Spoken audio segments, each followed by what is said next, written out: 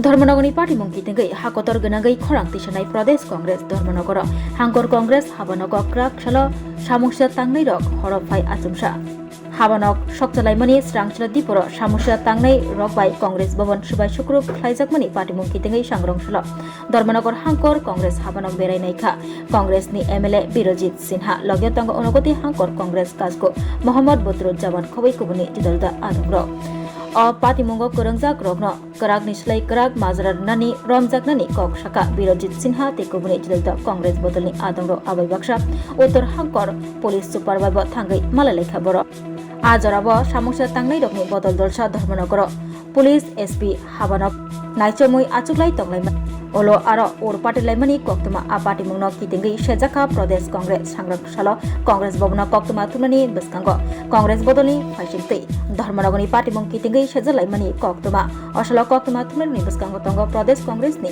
अंगै मानजागैनाय प्रवीर चक्रवर्ती कक्सिल जाखा कांग्रेसनि MLA Birjit सिन्हानो बय बुथानानि नाहार मंगतयै सामुसा तांगनै रग एसपीनि हाबानक चप्रब लायखा किशननि बागै सागनि लांमा चनानि कातिखा MLA Birjit Sinha खबै कुबुनि जुदलदा आदंग्र उलो नायमुथां बदल लग एमएलए बिरजित सिन्हानो बिनि तंग्रा थाय तलांगैब रोखा अबाहायके सामुसा तांगनै रग हाबानक सकजामुं सुबाय शुक्रु खलायमुं आदंग्रनि साकाव चप्रब मुं ताइबसे तरक तरक बागै दंगो उत्तर हांकर रग केरं तंगैब करिब बाक्सा केरं तरक तरक बायजागै तंखा हायनि बागै केबुनि मंगसापन सेफ्टी करै अबाहाय पार्टी मंग्रग्न सेजावै कगना रखा प्रदेश कांग्रेस भवन प्रदेश कांग्रेसनि आदंग्र प्रदेश कांग्रेसের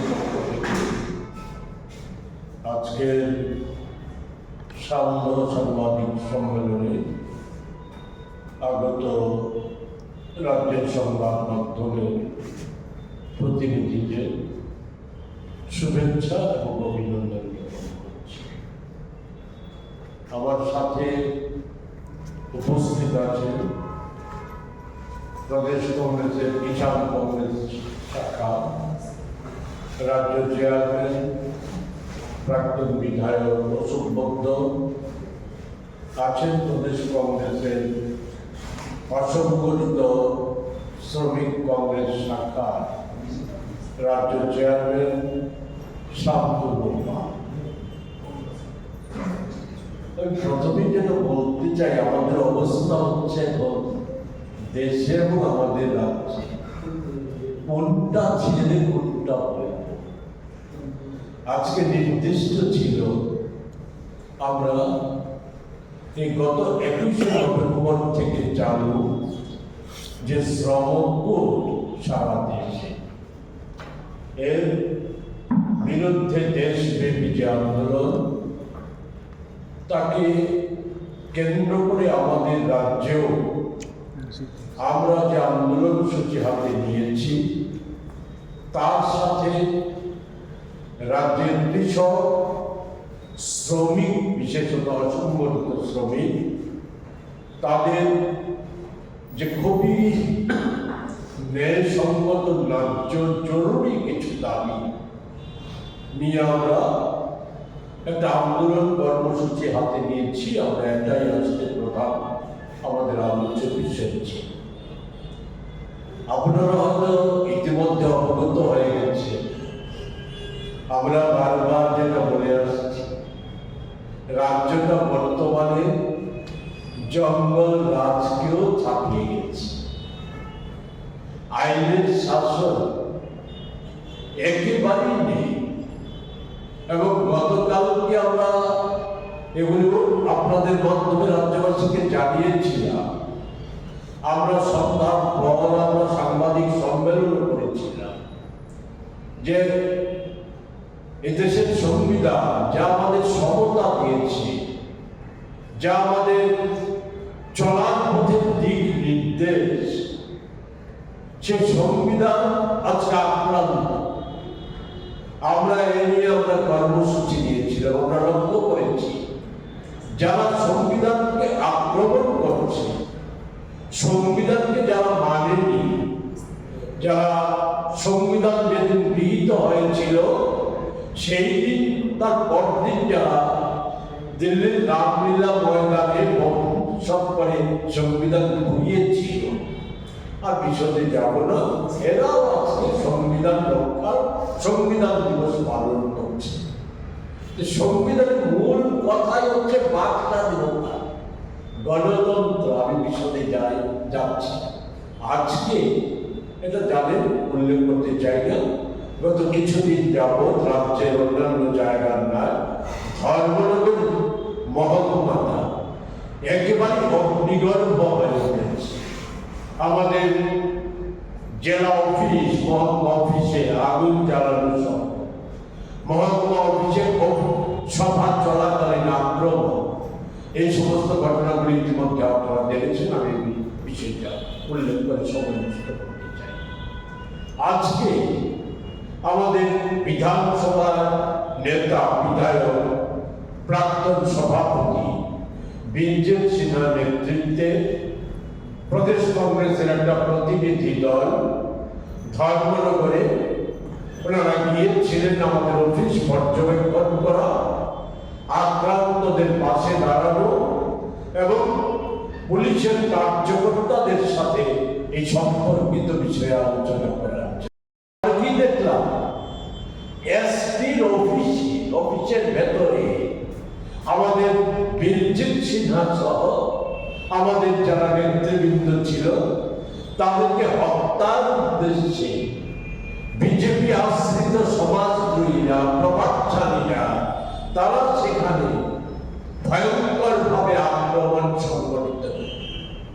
তো ভগবানের দয়ায় তারা কোনো ক্রমে প্রাণে রক্ষা পায়। এসপি সাহেব কোন এক অফিসারকে দিয়ে আমাদের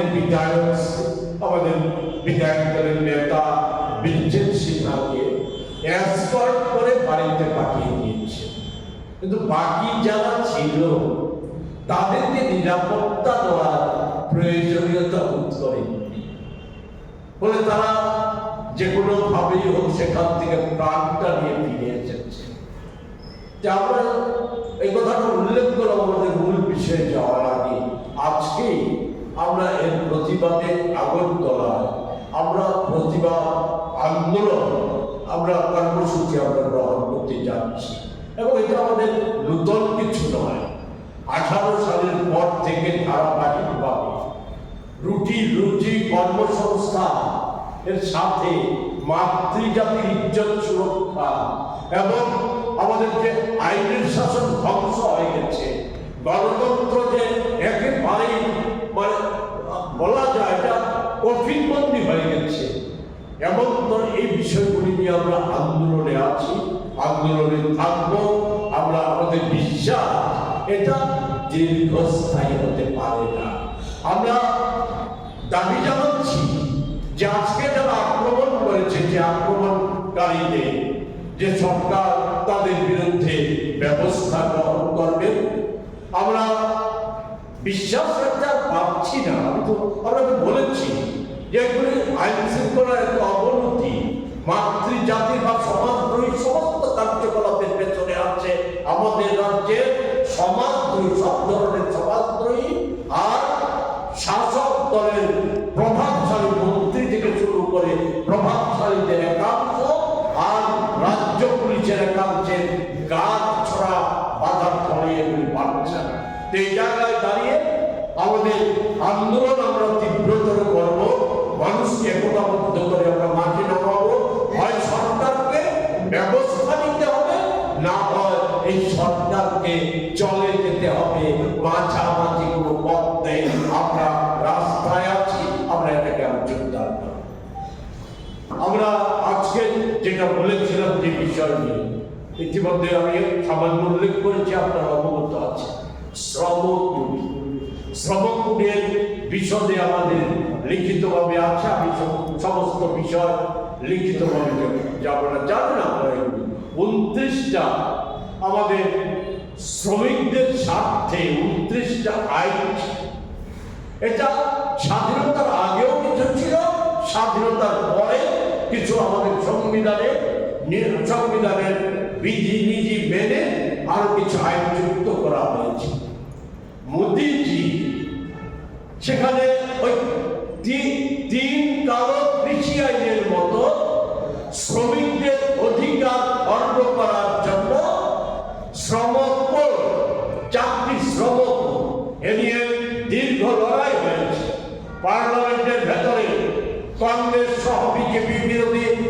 কয়টা বিরোধী দল লড়াই করেছে, রাস্তায় লড়াই চলছে, ঐক্যবদ্ধ আন্দোলন চলছে, শ্রমিক কৃষক সংগঠনগুলি, অন্যান্য যুব সংগঠন, বেকারদের সংগঠনগুলি, তারা সেই লড়াই জারি রেখেছে। সময় নেব এই 25-26 অর্থবর্ষে যে এমএসপি ঘোষণা করেছে খারিফ ফসলের 7% বৃদ্ধি করে খাদ্য পিটাচ্ছে, যে সারা দেশে মোদিজি বিরাট কর্মযোগ্য করে ফেলেছে। আমি শুধু আপনাদের বোঝার জন্য বলি, এটাও জালিয়াতিপূর্ণ। এখানে দেখবেন আমি দিয়েছি এমন কিছু ফসলের ধানের মূল্য বৃদ্ধি করা হয়েছে মাত্র 2%। গমের অনুরূপ ডাল আমাদের দেশে যা উৎপাদন হয় তার চাইতে বহু মাত্রায় বিদেশ থেকে আমদানি করতে হয়। সেই ডালে মাত্র মুগ ডালে 0.99%, আর রাগি আরো কিছু পণ্যে 13% এমএসপি করা হয়েছে, মূল্য বৃদ্ধি করা হয়েছে। এই কাকে ধোকা, এই শুভঙ্করের যে অঙ্কের ফাঁকি মুদিয়ে এই সবকেও ছাড়িয়ে গেছে। ফলে এই জায়গাতে দাঁড়িয়ে আর দুটো বিষয় শুধু উল্লেখ করবো যে মোদিজি কত ভয়ঙ্কর। ওনার নেতৃত্বাধীন পার্লামেন্ট বিজেপি দলের পার্লামেন্ট সদস্যদের নিয়ে একটা কমিটি করা হয়েছিল সার সংক্রান্ত বিষয়। সেই সার সংক্রান্ত বিষয়কের কমিটি পার্লামেন্টের গত অধিবেশনে তারা যে রিপোর্ট দিয়েছে, সেই রিপোর্টে তারা বলেছে যে আমাদের দেশে জাতীয় সার কারখানা ছিল 26টা, এর মধ্যে মোদির সময়ে বন্ধ হয়ে গেছে 10টা, আরো 5টা বন্ধ হওয়ার প্রকল্প তৈরি হয়ে গেছে। সেই জায়গায় সেই কমিটির সুপারিশ ছিল ওই যে বন্ধ সার কারখানাগুলি খুলে আমাদের দেশে সরকারিভাবে সার উৎপাদন বাড়ানোর জন্য। না, মোদিজি সেই পদক্ষেপ না নিয়ে সারকে ওই বিদেশ থেকে আমদানিকারকদের হাতে সারকে তুলে দিয়েছে। এর ফলে সারের অবাধে মূল্য বৃদ্ধি করছে, এর ফলে কৃষি উৎপাদনের খরচ বাড়ছে। তেমনি আরেকটা ভয়ঙ্কর বিল আনতে যাচ্ছে এই পার্লামেন্টে, সেটা হচ্ছে বীজ। সরকারিভাবে বীজ উৎপাদন হতো, এখন সেই বীজ উৎপাদনের ক্ষমতা দিয়ে দিয়েছে কর্পোরেটদের হাতে। সরকার আর বীজ উৎপাদন করবে না, এমনকি কৃষকরাও বীজ উৎপাদন করতে পারবে না। এইভাবে কৃষকদের সাথে প্রতারণা, শ্রমিকদের সাথে প্রতারণা, যা আমাদের রাজ্য বর্তমান। বলে আমি আর রাজ্যের বিষয়ে না যে আমরা এর পরিপ্রেক্ষিতে সাথে আছে দ্রব্যমূল্য বৃদ্ধি। জিএসটি করে বলেছিল যে জিনিসপত্রের দাম কমবে, আজকে হাহাকার হচ্ছে সারা দেশে। এগুলি জানেন, জালিয়াতি তথ্য এখানে আছে, আমি চ্যালেঞ্জ করতে পারি, সময় লাগবে বলবো না। 56 লক্ষ কোটি টাকা 9 বছরে লুটে নিয়েছে সরকার, আর ওই জালিয়াতরা লুটে নিয়েছে 5 লক্ষ কোটি টাকা। তারপর মোদি প্রায় 2 লক্ষ কোটি টাকা সেখানে কর বিন্যাসের নামে ছাড় দিয়ে কাদের সাহায্য করেছে? কর্পোরেটদের সাহায্য করেছে। আম জনতা ওই মোদিজির ওই 22 সেপ্টেম্বরের পর আমাদের দেশে জিনিসপত্রের দাম কমবে, ওষুধের দাম কমবে।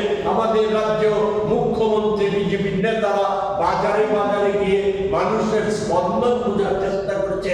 আজকে আমাদের রাজ্য জুড়ে হাহাকার, সমস্ত নিত্য পণ্যের দাম হু হু করে বাড়ছে, ওষুধের দাম বাড়ছে।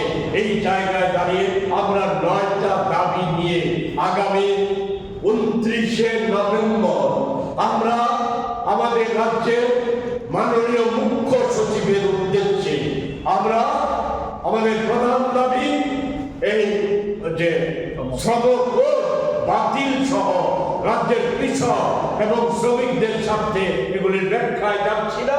আমার সাথে শ্রমিক নেতা, কৃষক নেতা দুজনই আছে। আপনাদের সময়ের কথা এবং আমাদের তারপরে কর্মসূচির কথা বিবেচনায় রেখে ব্যাখ্যায় যাচ্ছি না।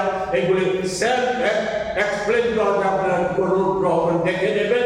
আমরা আগামী 29শে নভেম্বর মুখ্য সচিবের উদ্দেশ্যে আমরা এই দাবি সম্বলিত স্মারক করার উদ্দেশ্যে ডেপুটেশনে মিলিত হব 9টা জেলা শাসকের কাছে, 8টা জেলা শাসকের কাছে আমরা এই ডেপুটেশন দেব।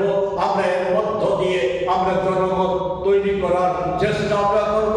সেই ক্ষেত্রে আমরা আপনাদের সহযোগিতা চাই, সকলের সহযোগিতা নিয়ে আমরা বিশ্বাস যে অবস্থার মধ্যে দেশ যেই জায়গায় গিয়ে দাঁড়িয়েছে, এই জায়গায় দেশকে রক্ষা করতে গেলে পরে, রাজ্যকে রক্ষা করতে গেলে পরে, রাজ্যের মানুষকে রক্ষা করতে গেলে পরে লড়াইকে জোরদার করা ব্যতীত, আরো বেশি মানুষকে সমবেত করা ব্যতীত অন্য কোনো উপায় খোলা নেই। সেই ক্ষেত্রে আপনাদের সহযোগিতা হচ্ছে সবচাইতে বেশি।